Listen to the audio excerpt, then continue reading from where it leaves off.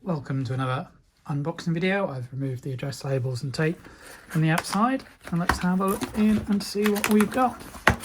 And it is From Coin-Ops to Tabletops, the Essential Electronic Games Guide, written by Mike Diver in association with Numskull Publishing. And what a gorgeous looking book it is. Spine. Travel back to a unique period in video game history with Coin-Ops to Tabletops, the essential electronic games. Explore how classic games from the neon-soaked arcades of the 1970s and 80s are transformed for home play on dedicated machines bearing distinctive designs and interfaces. From Pac-Man to Frogger, Donkey Kong to Afterburner, many massive hits were resized and repackaged for eager players to enjoy in crisp and vibrant VFD and LCD form, vacuum fluorescent display and liquid crystal display. Featuring extensive original photography showing these playthings in all their glory and detailed descriptions of a wide range of electronic toys based on or inspired by the arcades, this book offers a nostalgic insight into the challenges and triumphs of bringing arcade experiences into the home.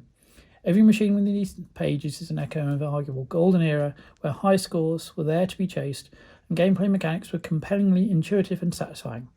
Every machine warrants its place in gaming's evolution, steadily leaving its mark 4 C-type batteries at a time. A journey into the past to preserve a very particular strand of retro gaming magic. From Coin-Ops to Tabletops, the essential electronic games will delight everyone who grew up with iconic machines like Astro Wars, Caveman or Puck Monster, and represents a comprehensive account of a superbly creative and colourful time in gaming for those who missed out. It's a very stylish looking book. Let's take the shrink wrap off and have a look inside.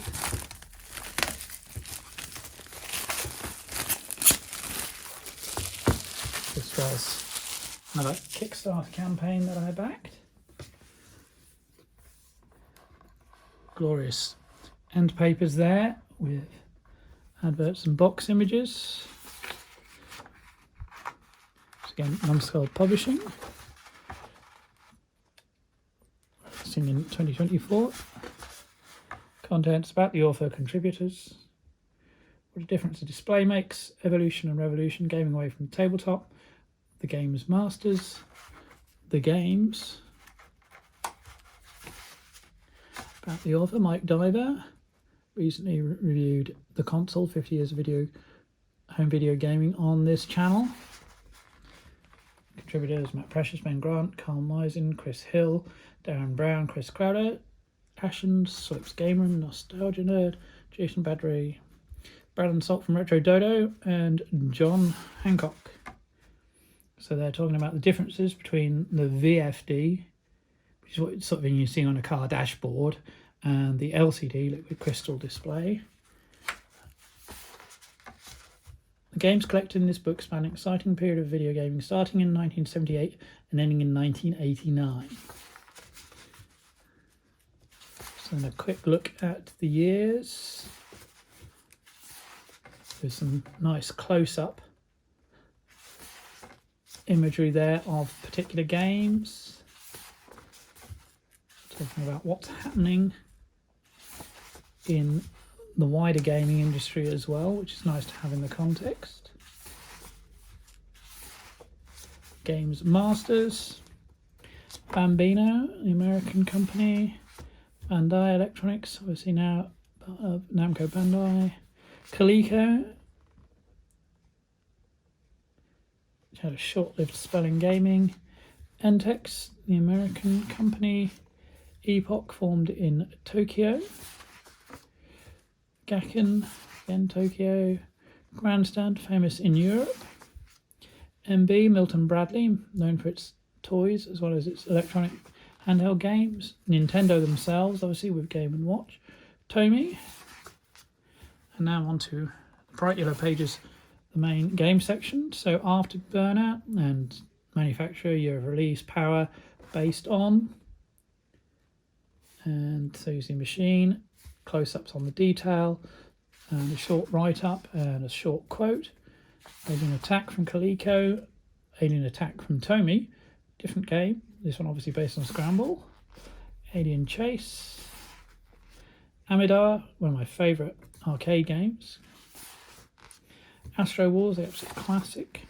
Atomic Arcade Pinball, which is Tomy's from 1979. Very cool looking machine. Basketball Dribble Away from Bambino. Caveman. It's a very cool Commodore 64 and VIC-20 version of Caveman, recently reconstructed. Copycat, which is nothing like Simon. Cosmic 2000, Far Away. Demon Driver. Donkey Kong, obviously official from Nintendo. Very cool sort of miniature arcade cabinet look to it. Donkey Kong Jr. Dracula House. Firefox F7, based on Star Wars in many respects, but also same name as the 1980s film starring Clint Eastwood. Frogger. Galaxian. Galaxy Invader. Galaxy Invader 1000. Now, Galaxy Invader is one that I had myself back there from CGL. Fun little game. So some of the aliens had a double piece, so took 2 hits. Gunfighter, based on the arcade game. Head-to-head baseball, interesting setup on that one. Invader from space. Jungler, officially licensed from Konami. Kingman, which is inspired by Donkey Kong. Knock 'em Out Boxing. Lupin, which is interesting manga series. Been quite a few games based on it over the years, and this is an interesting little arcade game. Maniac from Tomy. Mario's Cement Factory. Miss Pac-Man in that similar sort of mini cabinet style. Munchman from Grandstand, obviously based on Pac-Man, but this was an interesting game. It's one you see a lot. Pac-Man itself, manufactured by Gakan and Coleco in the States, based on Pac-Man, of course, officially licensed. Pengo, based on the Sega arcade game.